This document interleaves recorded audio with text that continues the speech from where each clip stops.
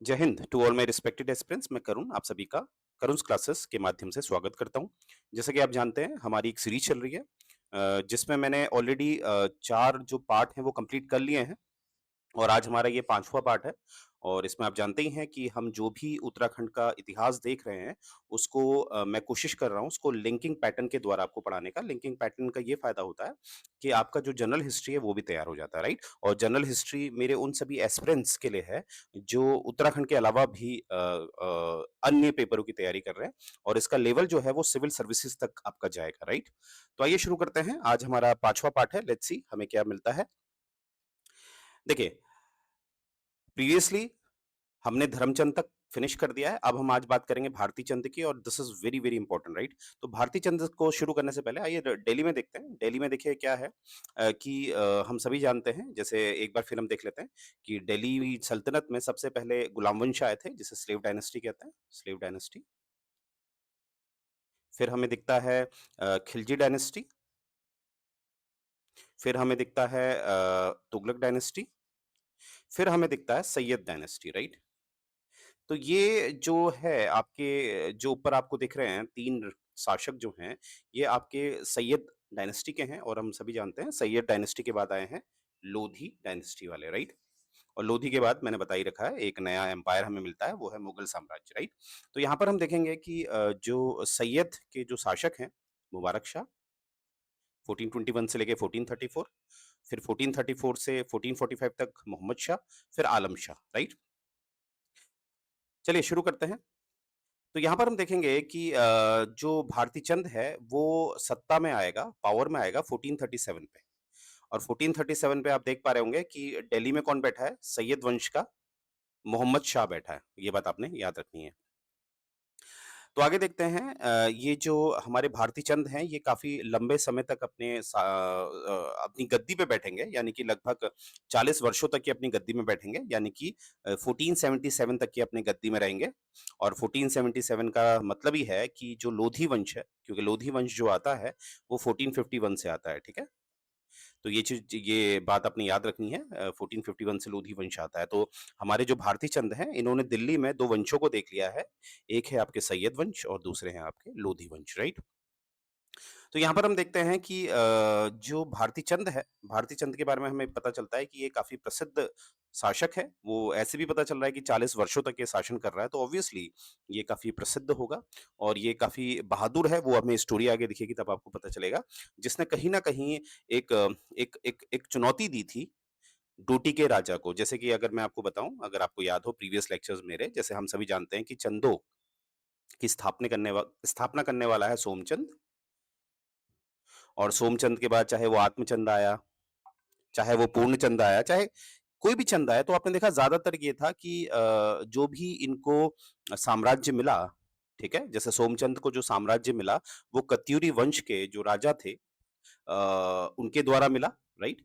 और हमें ये भी समझ में आता है कि जो कत्यूरी जो शासक थे वो कहीं न कहीं एक फ्यूडेटरी थे, फ्यूडेटरी फ्यूडेटरी को आप यहाँ पर ज़मींदार कह सकते हैं, ज़मींदार, ठीक है? ज़मींदार थे, जो किसके अंतर्गत आते थे? नेपाल में जो डोटी का राजा था, उसके अंतर्गत आते थे, ठीक है? तो अर्थात अगर जैसे जो कत्यूरी वंश का जो शासक था ब्रह्मदेव, जिसने अपनी पुत्री का विवाह सोमचंद से किया था, तो कहीं न कहीं अगर ब्रह्मदेव खुद एक फ्यूडेटरी है, एक ज़मींदार है डोटी का, तो कहीं न कहीं जो सोमचंद है या आने वाले जो चंद शासक हैं, वो भी कहीं न कहीं हमें क्या दिखे कि वो डोटी का जो आधिपत्य है, उसको मानते थे, राइट? परंतु हमें दिखेगा कि भारती चंद में ऐसा हमें कुछ विशेष दिखेगा जो कहीं न कहीं जो डोटी साम्राज्य है उसी को चुनौती देगा, ठीक है? इसीलिए हमें पता चलता है इसकी बहादुरी का, किसका? भारती चंद का, राइट? आइए देखते हैं। अब हमारे जो प्रख्यात इतिहासकार हैं डॉक्टर श्यामलाल, उनका मानना है कि जब भारती चंद गद्दी में आया है, उस समय हमें दिखता है कि नेपाल में जो शासन कर रहे थे, वो थे मल्ल वंश के राजा। नेपाल में कौन शासन कर रहा था? मल्ल वंश के राजा और इन्होंने कहीं न कहीं सीरा को अपने कब्जे पे ले लिया था। अब देखिए सीरा जो है ये अभी वर्तमान में पिथौरागढ़ में पड़ता है। आजकल हम इसे डीडी हाट कहते हैं। ये आप देख पा रहे होंगे ये पिथौरागढ़ का मैप है आपके राइट साइड और यहाँ पर ये इसका जो देख पा रहे होंगे ये वर्तमान में जो डीडी हाट का जो निर्वाचन क्षेत्र है यानी कि जो इसकी कॉन्स्टिट्यूएंट असेंबली है वो आप देख पा रहे होंगे। तो यहाँ पर आप देखेंगे कि आप सभी जानते हैं कि उत्तराखंड और नेपाल को जो इसकी सीमा तय करती है वो काली नदी करती है। तो कहा जाता है ये जो काली नदी है इसका ये वाला भाग कहीं न कहीं ये तय हुआ था कि ये कुमाऊँ क्षेत्र के पास होगा, यानी कि इसमें जो आधिपत्य होगा वो चंदों का होगा और ये वाला जो पश्चिम नेपाल वाला हिस्सा है ये वाला, ठीक है? ये वाला काली नदी के अर्थात काली नदी के पूर्व वाला हिस्सा किसका होगा? जो डोटी के राजा हैं, राइट? तो इस तरह से एक विभाजन हुआ था, परंतु हमें ये दिखता है कि जब भारती चंद गद्दी पे बैठता है, तो हमें दिखता है कि जो डीडी हाट है, जो कहीं न कहीं चंद शासकों के साम्राज्य का हिस्सा है, उस पे कब्ज़ा कर लिया जाता है मल्लों के द्वारा और मल्ल कौन है? ये नेपाल के शासक हैं। तो ऑब्वियसली अब लड़ाई तो होनी है, राइट? क्योंकि ये बहादुर है और कोई भी आपके साम्राज्य में घुसेगा ज़बरदस्ती, तो एक बहादुर राजा क्या करेगा? उसे बाहर फेंकेगा, राइट? तो ये हमें दिखता है। तो हमें दिखता है कि सीरा को ऑक्यूपाई कर लिया जाता है, कब्ज़े में ले लिया जाता है। तो एग्ज़ाम वाइज़ आपने ये याद रखना है, जो डीडी हाट है आजकल का, उसका पुराना पुराना नाम क्या था? सीरा। और यहीं पर क्या है कि एक सोर जो है, पिथौरागढ़ के लिए जो पुराना नाम इस्तेमाल किया जाता था, पिथौरागढ़ एक जनपद भी है, एक शहर भी है। मैं शहर की बात कर रहा हूँ। पिथौरागढ़ जो शहर है, उसके लिए सोर शब्द का इस्तेमाल किया जाता था। सीरा मतलब डीडी हाट, सोर मतलब पिथौरागढ़। ठीक है? ये बात भी आप याद रखनी है कि पिथौरागढ़ एक जनपद भी है डिस्ट्रिक्ट भी है और पिथौरागढ़ एक शहर भी है, ठीक है? तो यहाँ पर हम देखेंगे कि जो नेपाली शासक हैं, मल्ल राजा हैं, उन्होंने सीरा पे कब्ज़ा कर लिया है और वहाँ पर अपना एक किंगडम स्थापित किया है और उसका नाम इन्होंने रखा है ग्रेटर पर्वत डोटी, ठीक है? ग्रेटर पर्वत डोटी जो किंगडम है, वो कहाँ स्थापित हुआ है? सीरा में। अब देखिए जो डोटी किंगडम है, ठीक है? जो डोटी का साम्राज्य है, वो आपके वेस्टर्न नेपाल में वेस्टर्न नेपाल मतलब ये पश्चिम नेपाल वाला हिस्सा ये वाला, यहाँ पर ये डोटी राजाओं का जो साम्राज्य है वो फैला हुआ था और ये कहीं न कहीं ये जो डोटी किंगडम है, यहाँ पर ये डोटी किंगडम है समझ लीजिए ये वाला हिस्सा और यहाँ पर जो डोटी किंगडम है ये किस वंश के अंतर्गत आता है? मल्लों के। जो मल्ल वंश है उसके अंतर्गत ये डोटी किंगडम आता है, राइट? आगे बढ़ते हैं। तो इसीलिए हमें दिख रहा है कि अगर यहाँ मल्ल हैं, तो यहाँ भी इन्होंने यहाँ कब्ज़ा लिया, तो यहाँ भी कहीं न कहीं ये डीडी हाट वाले में हमें मल्ल जो वंश है, वो दिखेगा और वो अपने किंगडम का नाम क्या रखेंगे? वो नाम रखेंगे ग्रेटर पर्वत डोटी, ठीक है? चलिए। अब देखिए जो हमारे अभी मैंने आपको बताया, मल्लों की बात बताई, जो मल्ल वंश है, जो डोटी में शासन कर रहा है, इनको रैका भी बोला जाता था, ठीक है? डोटी वालों को यानी कि मल्लों को रैका भी बोला जाता था। और जो इन्होंने जो सीरा क्षेत्र है, जो डीडी हाट है आज के समय पर, इस पे जो इन्होंने कब्ज़ा किया था, इसको अपने साम्राज्य में मिला लिया था, सीरा राज्य को, सीरा क्षेत्र को, जिसे हम डीडी हाट भी कहते हैं, उसको फिर इन्होंने क्या नाम दिया कि जो सीरा क्षेत्र है, इसको ये लोग राय और रैकास कहते थे। मतलब क्षेत्र का भी नाम इन्होंने क्या रख दिया था राय और रैकास। अर्थात अब ध्यान से समझिएगा, एक बार इसको इस पे चर्चा कर लेते हैं। देखिए, ऐसा है कि क्या है कि जैसे ये मानते हैं ये आपका डीडी हाट है, डीडी हाट जिसको उस समय कहा जाता था सीरा। तो जैसे कि हमें दिख रहा है ये काली नदी है और ये हमारा पश्चिम वेस्टर्न नेपाल है ये, पश्चिम नेपाल है ये। और पश्चिम नेपाल में जो डोटी साम्राज्य है, जो जो डोटी साम्राज्य है, डोटी, उसपे जो वंश शासन कर रहा है, वो मल्ल कर रहा है। मल्लों का शासन इसमें राज कर रहा है। अब इन्होंने क्या किया, मल्लों ने यहाँ पर भी जो एरिया है, ये डीडी हाट वाला, इस पे कब्ज़ा कर लिया है, ठीक है? और जो ये मल्ल हैं, इनको हम रैकास भी कहते हैं, रैकास। तो जो क्षेत्र इन्होंने यहाँ पर कब्ज़े में लिया है, जैसे कि डीडी हाट बोलूँ या सीरा बोलूँ, एक ही बात है। तो इसको भी आगे चल के राय या रैकास बोला गया। यानी कि वंश के नाम पे इन क्षेत्रों का नाम भी पड़ गया, रैकास या राय। ये बात आपने अच्छी तरह याद रखनी है, राइट? आगे देखते हैं during Bharati Chand rule the king of Doti was Yakshamal. अब देखिए डोटी का राजा कौन था? डोटी मतलब जो पश्चिम नेपाल में साम्राज्य है डोटी का, वहां का राजा कौन है? यक्षमल या जयमल। अब यक्षमल और जयमल का इसका ये मतलब है कि देखिए क्या होता है, हिस्ट्री का जो डेटा है वो तो रिसर्च बेस ही होता है। तो दोनों ही कहीं न कहीं हमारे जो इतिहासकार हैं उनको लगता है कि या तो उसका नाम यक्षमल है या उसका नाम जयमल है। या हो सकता है एक ही आदमी का 2 नाम हो भी सकता है, राइट? तो फिलहाल इतना याद रखेंगे कि जब भारती चंद गद्दी पे आया, शासन में आया, तो उस समय जो डोटी का राजा है, वो है यक्षमल या जयमल। और सीरा जो है, सीरा में भी मैंने बताया था आपको कि जो मल्ल हैं, उन्होंने शासन अपना बना लिया था। तो वहाँ पर जो शासक था डोटियों का, उसका नाम था बाली नारायण संसार मल। ये बात याद रखनी है, क्या नाम है? बाली नारायण संसार मल। तो नेपाल में कौन बैठा है? यक्षमल या जयमल। और जो आपका सीरा वाला क्षेत्र है, जो डीडी हाट वाला क्षेत्र है, वहाँ पर बैठा है बाली नारायण संसार मल। ये बात आपने याद रखनी है, वेरी इंपॉर्टेंट। अब देखिए सीरा के अलावा सोर जो है, सोर जैसे मैंने बताया था जो पिथौरागढ़ शहर है उसको सोर कहा जाता था। तो सीरा के अलावा सोर पे भी कहीं न कहीं हमें दिख रहा है कि मल्लों ने अपना आधिपत्य जमाना शुरू कर दिया। अब देखिए ये वाला क्षेत्र अब समझ लीजिए डीडी हाट वाला है, ठीक है? सीरा है और अब थोड़ा इधर को आ रहे हैं, तो यहाँ पर भी ये कब्ज़ा करने लग गए हैं। तो अर्थात हमें ये पता चलता है कि जो मल्लों का जो आशंका है, मल्लों का जो हमें एक इंटेंशन दिख रहा है, वो ये दिख रहा है कि वो कहीं न कहीं अपना साम्राज्यवाद की नीति को अपना रहे हैं। मतलब वो अपना साम्राज्य फैलाने का प्रयास कर रहे हैं, राइट? तो हमें क्या दिख रहा है कि कहीं न कहीं जो पिथौरागढ़ यानी कि जो सोर वाला क्षेत्र है, वो भी मल्लों के अंतर्गत आने लगा था, ठीक है? ऐसा दिखता है और मल्लों की जो अन्य शाखा है, ठीक है?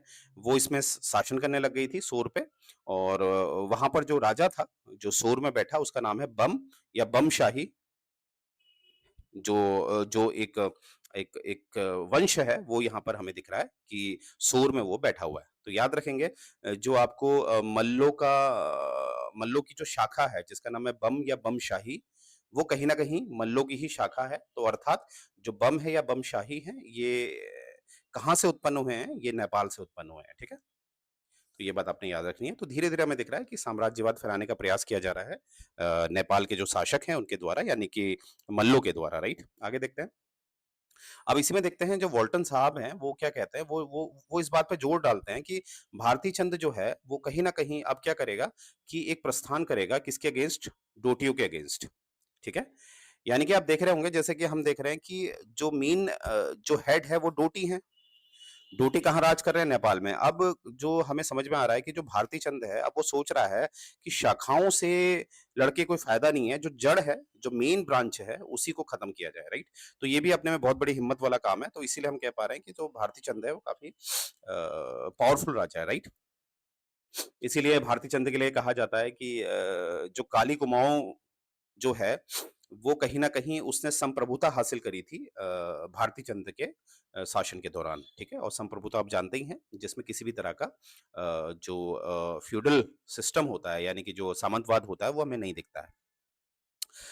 तो हमें आगे क्या दिखेगा जब हमें दिखेगा कि जो हमारा भारती चंद है, जब वो प्रस्थान करेगा डोटी के राजा की तरफ, यानी कि पश्चिम नेपाल की तरफ जब वो प्रस्थान करेगा तो हमें दिखेगा कि रास्ते में वो अपनी जो है ना क्योंकि उस समय तो कोई ऐसा होटल होते नहीं थे, रिज़ॉर्ट होते नहीं थे, तो जो जो भी सेना एक स्थान से दूसरे स्थान जाती थी, ज़्यादातर वो या तो जानवरों में जानवरों से भी मेरा तात्पर्य है कि या तो वो बैलगाड़ी होती थी या घोड़ा गाड़ी होती थी या घोड़ों में जाते थे। तो वो लोग रेस्ट के लिए एक एरिया को डिसाइड करते थे और उसमें अपनी कैंपेनिंग करते थे, ठीक है? तो इन्होंने कहा जाता है कि जब युद्ध ये करने के लिए गए थे और ये युद्ध लगभग 12 सालों तक चला है। 12 सालों तक जो भारती चंद है उन्होंने सीज करा हुआ है। सीज का मतलब होता है घेरा डालना और इमेजिन करिए 12 वर्ष बहुत बड़ी बात है, ठीक है? बहुत बड़ी बात है। कंसिस्टेंसी होना बहुत बड़ी बात है। 12 वर्षों तक, तब जाके ये हरा पाए थे कौन? भारती चंद किसको? डोटी के शासक को। तो इन्होंने अपनी जो कैम्पेनिंग करी थी वो कहाँ करी थी? बाली चौकुर में और इसको चौड़ भी कहा जाता है। जैसे इसका एक और नाम है बाली चौड़ कहा जाता है इसको, बाली और चौड़ को मैं हिंदी में लिख देता हूँ क्योंकि ड़ लिखना इंग्लिश में मुश्किल होता है चौड़, बाली चौड़ में भी कैम्पेनिंग इन्होंने की थी अपनी यहाँ मतलब यहाँ पर अपना बसेरा डाला था राइट अपनी पूरी सेना के साथ। तो क्वेश्चन पूछा जा सकता है आपसे। आगे देखते हैं वॉल्टन साहब क्या कह रहे हैं। ये हो चुका है। हाँ, यहाँ पर देखिए ये वाला ऊपर वाला तो हो चुका है हमारा। अब देखिए यहाँ पर 12 सालों की सीज़ डाली है, जैसे कि मैंने आपको बताया था, ठीक है? और कहीं न कहीं हमें दिखता है फिर ये पूरी तरह से जो भारती चंद हैं, वो डोटी के जो राजा हैं, जो राजकुमार हैं, उनको पूरी तरह से ये डिफीट करते हैं, पूरी तरह से डिफीट मतलब अब डोटी के जो भी शासक हैं, उनके पास इतनी हिम्मत नहीं है कि वो दोबारा से आक्रमण करने की सोचें, ठीक है? और यहीं पर देखिए एक राइट साइड में पिक्चर लेके आया हूँ आपके सामने क्योंकि यहाँ पर भी हमें सीज की बात दिखती है। सीज मतलब घेरा डालना। जैसे बैटल ऑफ रणथंभौर ये 1299 में हुआ था, आप सभी जानते हैं।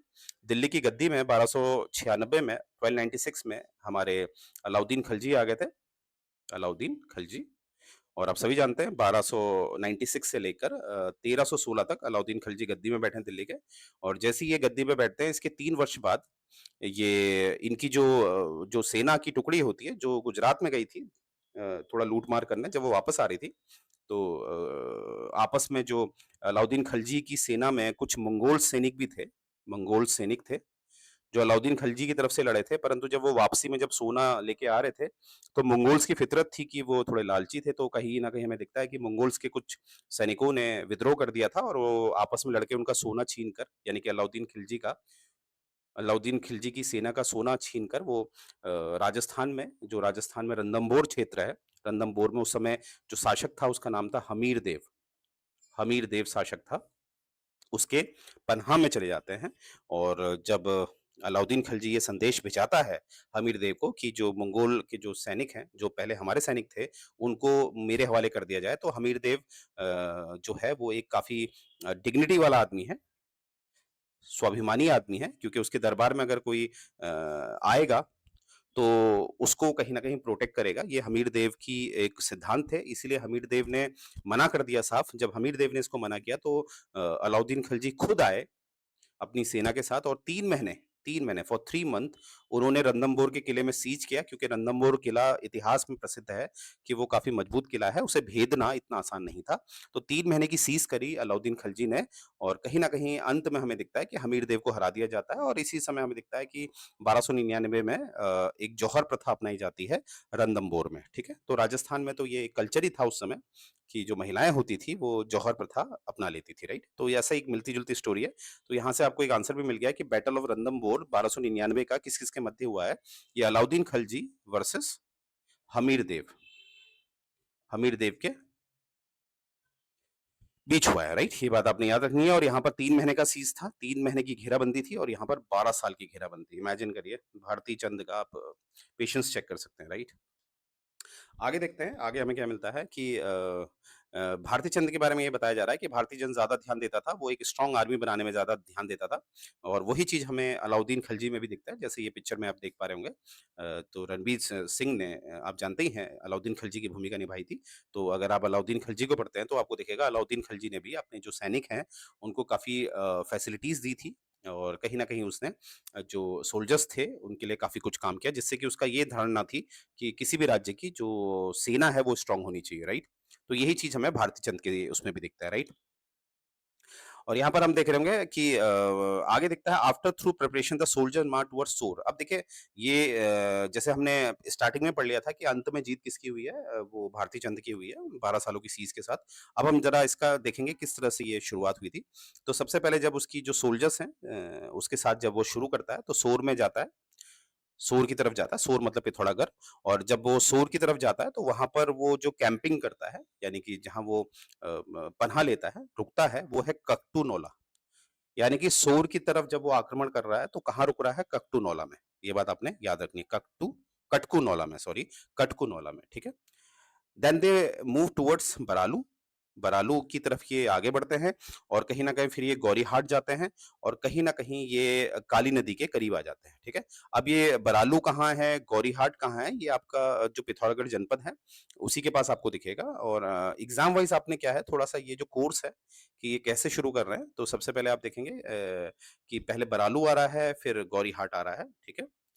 और इन्होंने जो कैम्पेन किया है, ये कहाँ किया है? ककटू नौला में, ठीक है? जब ये सूर की तरफ बढ़ रहे हैं, ये बात आपने याद रखनी है। आगे बढ़ते हैं। देखिए जो the main concentration of army was however at Balichaur. अब देखिए मैंने अभी बताया था आपको जो काली नदी है, ये काली नदी है मानते हैं, तो इस तरफ है आपका कुमाऊँ का क्षेत्र और इस तरफ है आपका नेपाल का। तो मेन तो कंसंट्रेशन यहीं पर है ना, ये कहीं न कहीं काली नदी के तट पर आना चाहते हैं, राइट? और इसीलिए हमें दिखता है कि जो मेन जो इनका एक क्षेत्र है, वो है बालीचौड़, ठीक है? आगे हम देखते हैं और ये भी याद रखना जो बालीचौड़ है वो कौन-सी नदी के तट पर है? काली नदी के तट पर है, on the bank of the river Kali. अब हम सोर की बात करें, was under siege for 12 years after which the king of Doti was defeated. मैंने बताई थी आपको कि सीज डाली थी क्योंकि सोर तक मैंने बताया था आपको कि डोटी के जो जो वंशज हैं वो पहुँच चुके थे, तो 12 साल की यहाँ पर सीज डाली तब जाकर कहीं न कहीं जीत मिली किसको? भारती चंद को। और यहाँ पर हम देखेंगे जो अंतिम जो युद्ध हुआ वो कब हुआ 1251 से 1252 तक। ये आप देख पा रहे होंगे। और यहाँ पर हमें दिख रहा है कि अगर मैं दिल्ली की बात करूँ तो दिल्ली में आप सभी जानते हैं कि दिल्ली में लोधी वंश जो है वो शुरू हो चुका है। तो 1451 से लेकर 1489 के मध्य ये माना जाता है कि बहलोल लोधी जो है वो आ गए थे। बहलोल लोधी वही है जिन्होंने लोधी वंश की स्थापना करी है, राइट? ये बात आपने याद रखनी है।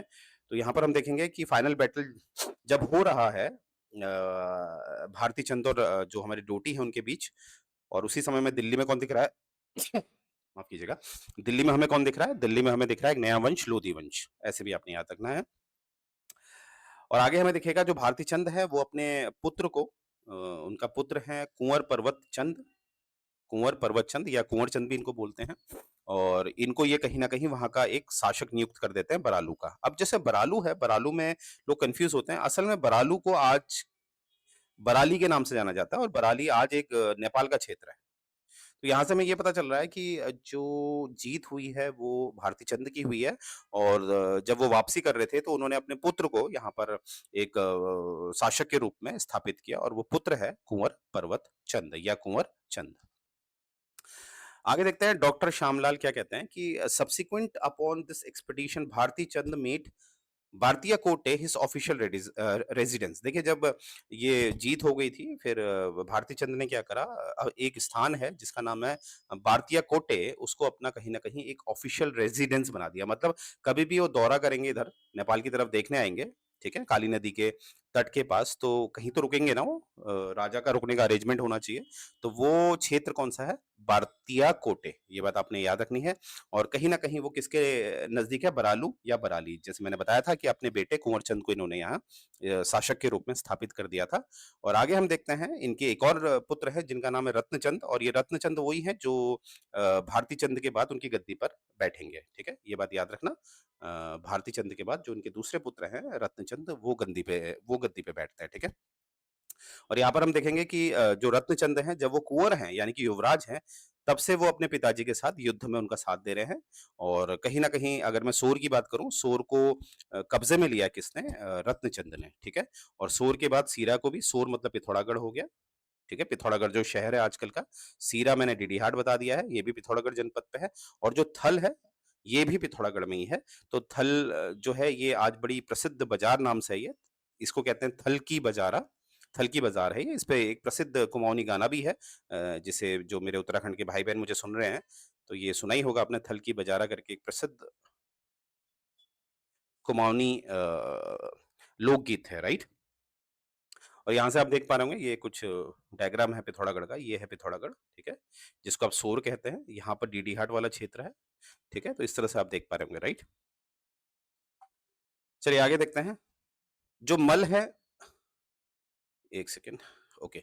जो मल हैं सीरा के, सीरा मतलब डीडी हाट, ये कहीं न कहीं अब नेपाल की तरफ भाग गए हैं, ठीक है? और जब सीरा जो क्षेत्र है वो जब खाली पड़ा है, यानी कि जो डीडी हाट है, तो वहाँ पर जो भारती चंद हैं वो डोंगरा बसेरा, बसेड़ा आज भी आप देखेंगे कुमाऊँ में एक जाति पाई जाती है, बसेड़ा लिखते हैं वो लोग अपनी कास्ट। तो ये डोंगरा जो बसेड़ा है उनको नियुक्त किया जाता है कहाँ? सीरा पे यानी कि डीडीहाट पे। और ये बसेड़ा जो नियुक्त किए गए हैं ये एज़ जागीरदार यानी कि फिड्यूटरी की तरह इनको नियुक्त किया गया है 1452 में। जैसे यहाँ पर आप देख रहे होंगे एक मेन राजा होता है, पिक्चर में आप देखिए एक मेन राजा होता है, और बाकी जो जागीरदार टाइप के लोग हैं, मतलब अपने क्षेत्र के तो ये भी राजा हैं, पर इनका भी एक मेन राजा होता है। तो यहाँ पर आप समझ लीजिए मेन राजा है भारती चंद, और ये मान लीजिए ये है आपका डोंगरा बसेरा। इसको कहा जा रहा है कि अब से मैं तुम्हें जो है सीरा का शासक बना रहा हूँ, तो तुम मेरी गुलामी एक्सेप्ट करो। तो ये खुश है, राइट? ये खुश है। और डोंगरा जो है, डोंगरा बसेरा जो है, ये इनके बाद आएंगे मदन सिंह बसेड़ा, और उसके बाद आएगा राय सिंह बसेड़ा, ठीक है? अब जितना हम आगे बढ़ेंगे तब आपको इनका नाम आता रहेगा, तो फिलहाल ये याद रखिएगा, एग्जाम में पूछा जा सकता है कि डोंगरा बसेड़ा को किसने सक्सीड किया था। But soon their rule came to end, अचानक एंड में 1539। क्योंकि हुआ क्या कि 1539 में बसेड़ा को फिर से निकाल दिया गया सीरा से, सीरा मतलब डीडी हाट से फिर से निकाल दिया। क्यों? क्योंकि मल्लों ने फिर से आक्रमण कर दिया। अब मल क्यों चुप रहते भाई, राइट? तो मल्लों ने फिर आक्रमण कर दिया। तो कहीं ना कहीं बसोड़े जो बसेड़ा है उनका ज्यादा समय इसमें नहीं चला। 1452 से लेकर अगर आप देखेंगे 1452 में बसेड़ा को मिला था मौका, यहाँ पर शासन करने का सीरा वाले क्षेत्र में, और इन्होंने पर मल्लों ने इनको 1539 में यहाँ से हटा दिया।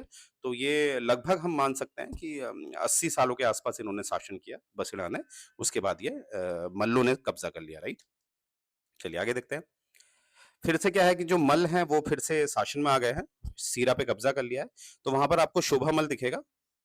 शोभामल को कहीं न कहीं एक सीरा का शासक बनाया गया, और उसके बाद हम देखेंगे शोभामल के बाद आया हरिमल, फिर से आया शोभामल, ठीक है? तो यानी कि शोभामल 1 इसे कह सकते हैं, शोभामल 2 इसे कह सकते हैं। शोभामल के बाद आया हरिमल, हरिमल के बाद आया शोभामल। तो यहाँ पर हम देखेंगे जितने भी आपको शासक दिख रहे हैं, ये कहीं न कहीं कोशिश कर रहे हैं कि जो चंद शासक हैं, उनके साथ अच्छे संबंध बना के रखें। और यहाँ पर हमें ये भी दिखता है कि शोभामल की जो जो बेटी है, उसकी शादी की जाती है बालो कल्याण चंद से, ठीक है? अब बालो कल्याण चंद कौन है ये अभी आपको दिखेगा। फिलहाल इतना याद रखेंगे, शोभा मल की जो बेटी है उसकी शादी की जा रही है बालो कल्याण चंद से, ठीक है? और देखेंगे कि क्या बालो कल्याण चंद ये वही है जिसने 1563 में अल्मोड़ा को अपनी नई राजधानी बनाया, क्योंकि पहले तो राजगंगा अर्थात चंपावत कैपिटल हुआ करती थी। फिर हमने देखा है कि पानीपत के जो दूसरा युद्ध हुआ था उसके 7 वर्षों के पश्चात, यानी कि 1563 में अल्मोड़ा को राजधानी बनाया गया, तो क्या ये बालो कल्याण चंद के द्वारा ही बनाया गया था? वो हम आगे देखेंगे, डोंट वरी। फिलहाल इतना याद रखेंगे, बालो कल्याण चंद ने शादी करी है शोभा मल की बेटी से। तो यहाँ से हमें कुछ रिश्तेदारी दिख रही है, ठीक है? और आगे हम देखेंगे कि परंतु हुआ क्या, बालो कल्याण चंद का जो बेटा है रुद्रचंद, वो क्या करता है, मल के राजा यानी कि राय मल को हरा देता है, और सीरा को फिर से एक चंद शासक का, माफ कीजिएगा, चंद साम्राज्य का एक अभिन्न अंग बना देता है, ठीक है? तो अर्थात हमें ये समझ में आ रहा है कि जो शादी वाला जो एक नीति को अपनाया गया था मल्लों द्वारा, वो कहीं ना कहीं कामयाब नहीं रहा, ठीक है? ये हमें दिख रहा है, क्योंकि बालो कल्याण चंद का जो बेटा है रुद्रचंद, वो फिर भी आक्रमण कर रहा है, राइट? और हमें ये भी दिख रहा है कि जो रुद्रचंद्र है, जब वो जीत जाता है सीरा पे और मल्लों को बाहर फेंक देता है, तो वहां पर हमें दिखता है कि जो एक मंदिर है, ठीक है, वो बनाया जाता है लॉर्ड शिवा का। और कहाँ बनाया जाता है? थल में। मैंने बताया था थल एक क्षेत्र है, पिथौरागढ़ में पड़ता है। कब बनाया जाता है? 1590 में। अब 1590 में तो आप जानते ही हैं कि दिल्ली में कौन आ गया है? अकबर, मुगल सम्राट अकबर, ठीक है? तो ये देखिए थल केदार टेम्पल, ये यहाँ पर आप देख रहे होंगे। तो यहाँ से हमें पता चल रहा है ये किसने बनाया है, ये रुद्रचंद ने बनाया है, और काफी प्रसिद्ध है। जैसे यहाँ लिखा है, यहाँ होते हैं चमत्कार, और कहा जाता है कि इस मंदिर में कोई भी आप विश मांगते हैं तो वो पूरी हो जाती है, अगर वो दिल से मानी जाए, ठीक है?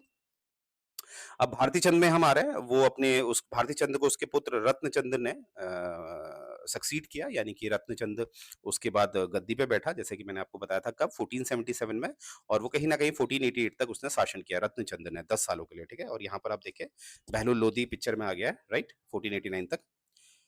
और ये भी अपने पिताजी की तरह काफ़ी अच्छा योद्धा है। जैसे हमने देखा कि जो रत्नचंद है अपने पिताजी के साथ युद्ध में शामिल हुए थे। सोर सीरा से उन्होंने मल्लों को भगाया था, किसने? रत्नचंद ने। भारती चंद का एक और पुत्र है जिसका नाम है सूजन कुंवर, ठीक है? अब ये देखिए, एक है कुंवर चंद, वो हमने देखा कि वो उसको गद्दी पे बैठा दिया था माफ़ कीजिएगा, भारती चंद ने। और रत्नचंद तो उनके साथ ही आए थे, तो रत्नचंद उनकी गद्दी पे बैठे थे, और एक और उनके पुत्र हैं सूजन कुंवर। इनका नाम हमें कहीं न कहीं जो खेती खान वाला जो अभिलेख है, वहाँ पर इनका नाम मिलता है, ठीक है? आपसे पूछा जा सकता है जो खेती खान का जो अभिलेख है, उसमें किसका नाम मिलता है? तो उसमें नाम मिलता है सूजन कुँवर का। और सूजन कुँवर कौन है? ये भारती चंद के पुत्र हैं। और एक और हमें लोहाघाट में एक अभिलेख मिलता है, इंस्क्रिप्शन मिलता है, और एक हमें हुरेटी में भी अभिलेख मिलता है, जो हुरेटी कहाँ है? पिथौरागढ़, ठीक है? तो वहाँ पर हमें नाम मिलता है कुँवर रत्नचंद का, ठीक है? तो यहाँ पर जो भारती चंद के दूसरे पुत्र हैं रत्नचंद, उनका नाम हमें मिलता है, ठीक है? और रत्नचंद जो हैं, जैसे कि हमने बताया था कि ये भारती चंद के बाद यही गद्दी पे बैठे थे, तो इन्होंने अपने पिताजी को, यानी कि भारती चंद को, बहुत सारे जो इन्होंने आक्रमण किए थे, जब ये मल्लों के विरुद्ध लड़ रहे थे, तो वहाँ पर वो सहायता करी थी। सोर को जीता था, सीरा को जीता था, जैसे हमने पहले भी डिस्कस कर लिया, राइट? तो आपसे पूछा जा सकता है भारती चंद को युद्ध में किस पुत्र ने उनकी सहायता करी थी? तो वहाँ पर आप कह सकते हैं रत्नचंद, राइट? और रत्नचंद जो है, इनके बाद इनकी गद्दी पे इनके बेटे बैठे, जिनका नाम है कीर्तिचंद, या इनको कीर्तिचंद भी कहा जाता है, कीर्तिचंद या कीर्तिचंद। और ये कहीं ना कहीं 1506 तक इन्होंने शासन किया है। और यहाँ पर आप देखे होंगे कि यहाँ पर आपको दिख रहा होगा सुल्तान सिकंदर लोधी का जो समयकाल है वो ये है। लोधी वंश बैठा हुआ है, तो आपसे कभी कभी समकालीन पूछा जाता है, राइट? और यहाँ पर लिखा है कि ये वाला उतना पॉइंट हमारा काम का नहीं है। यहाँ पर देखिए he was declared the king and took the reign of the government when Ratnachand was handicap. अब आपको पता ही है कि भारती चंद के बाद कौन बैठा? भारती चंद के बाद बैठा रत्नचंद और रत्नचंद के बाद कौन बैठेगा? कीर्तिचंद। अब एक्चुअली कीर्तिचंद कब बैठा? क्योंकि जो रत्नचंद है वो लास्ट में हैंडीकैप हो गए थे ड्यू टू ओल्ड एज। फिर जाकर कौन बैठा? इनका जो पुत्र है कीर्तिचंद, राइट? तो आपसे पूछा जा सकता है कौन सा चंद शासक अंत समय पर हैंडीकैप हो गया था? तो आप कहेंगे रत्नचंद, ठीक है? और रत्नचंद कौन है? भारती चंद का पुत्र, राइट? आगे देखते हैं, कीर्तिचंद के बाद आए हैं आपके प्रतापचंद, ठीक है? ये आप देख पा रहे होंगे। फिर आए हैं ताराचंद, फिर मणिकचंद, फिर कल्याणचंद, फिर पूर्णचंद, फिर भीष्मचंद, ठीक है? और ये कल्याणचंद वही हैं जो मैंने आपको बताया था। बालो कल्याण चंद जिनकी शादी की गई थी शोभा मल जो है उनकी पुत्री से। In the copper plate inscription, ठीक है? कॉपर प्लेट इंस्क्रिप्शन में हमें क्या मिलता है? ताम्रपत्र में हमें क्या मिलता है? जो काला पानी से हमें मिलता है, गाड़ बेटा। जो गाड़ बेटा एक जगह है, ठीक है? ये काला पानी पे है, ठीक है? वहां पर हमें मिलता है कि महाराजा धीराज श्री कल्याण चंद देव का नाम मिलता है। अब ये कल्याण चंद देव या कल्याण चंद या बालो कल्याणचंद ये एक ही हैं, ठीक है? ध्यान दीजिएगा मैं क्या कह रहा हूँ, क्योंकि आप सभी जानते हैं, जैसे मैंने एक बार हम बैक देखते हैं, एक बार आपको क्लियर कर दूँ यहाँ पर। देखिए ऐसा है, अब हमने सभी लोग जानते हैं कि सोमचंद जो हैं, जिन्होंने वंश की स्थापना करी थी, उनके जो फादर इन लॉ हैं, यानी कि उनके जो ससुर हैं, वो कौन है? वो हैं आपके कौन? वो हैं आपके ब्रह्मदेव, ब्रह्मदेव। और देव जो उपाधि है, ये जो टाइटल है, ये लेते थे कत्यूरी शासक, कत्यूरी वंश के लोग लेते थे, ठीक है? इसीलिए बहुत सारे चंद शासक अपने आगे दियो भी लगा देते थे। तो इसीलिए ये यहाँ से ये पता चलता है कि अब जैसे कल्याण चंद देव बोलूँ या कल्याण चंद बोलूँ और बालू बोलूँ, बालू कल्याण चंद बोलूँ, वो एक ही बात है, राइट? तो ये दियो टाइटल है, ये आगे चल के चंदों ने भी अपनाया है, ये माना जाता है, राइट? ओके। तो आगे देखते हैं this inscription of the year 1545। अब देखिए 1545 का जो समय काल है, दिल्ली में आपको पता ही है, जो सूरी वंश है, शेरशाह सूरी आप जानते ही होंगे, सूरी वंश है दिल्ली में, ये बात आपने याद याद रखनी है। तो एक इंस्क्रिप्शन मिला उत्तराखंड में जो 1545 का है, वो साफ तरीके से एक बात बताता है कि कहीं ना कहीं जो बालो कल्याण चंद है वो गद्दी पे आया है, ठीक है? और जो बालो कल्याण चंद है उसने कब से कब तक शासन किया है? 1545 से लेकर 1565, ठीक है? और यहाँ से हमें ये भी दिख रहा है कि अकबर जो है वो शासन में कब आ गया? 1556, याद करिए। Second battle of Panipat, second battle of Panipat हुई थी। तो यहाँ से जो अकबर है 1556 से लेकर 1605 1605 तक शासन में था, राइट? तो यहाँ पर हम देखेंगे कि जो बालो कल्याण चंद है उसका जो समय काल है 1545 से लेकर 1565, और हम सभी जानते हैं जो अल्मोड़ा को राजधानी बनाया गया 1563 में बनाया गया है। तो यहाँ से हमें क्या पता चल रहा है कि अल्मोड़ा को राजधानी बनाने वाला कौन है? बालो कल्याण चंद। और ये देखिए, ये मैंने ऑलरेडी बता दिया, ठीक है? तो बालो कल्याण चंद जो है वो क्या करेगा? कैपिटल को ट्रांसफर करेगा, कहाँ से? चंपावत से, जिसको राजबुंगा भी कहा जाता था। और कहाँ शिफ्ट हो गया? अल्मोड़ा। कब? 1563 after 7 years of second battle of Panipat. और अपने साथ ये चंपावत से कुछ ब्राह्मण समुदाय को ले गया था जो थे पंत और उप्रेती। कहाँ के थे ये? मानकोट। मानकोट का है आज के समय पर, अगर आप देखेंगे, एक बागेश्वर जनपद है उत्तराखंड का। उत्तराखंड में 13 जनपद है, तो उनमें से एक बागेश्वर जनपद भी है। तो वहां से ले गया था पंत और उप्रेती लोगों को, राइट? ये बात आपने याद रखनी है। तो मुझे उम्मीद है ये डेटा आपको पसंद आया होगा। तो इस तरह से मैं पूरी कोशिश कर रहा हूँ कि मैं आपको इन डेप्थ नॉलेज दूं जितना भी मुझे आता है, और मैं इसे लिंक करूं जनरल हिस्ट्री से, राइट? तो यहीं से मैं अपना सेशन एंड करने जा रहा हूँ। जय हिंद।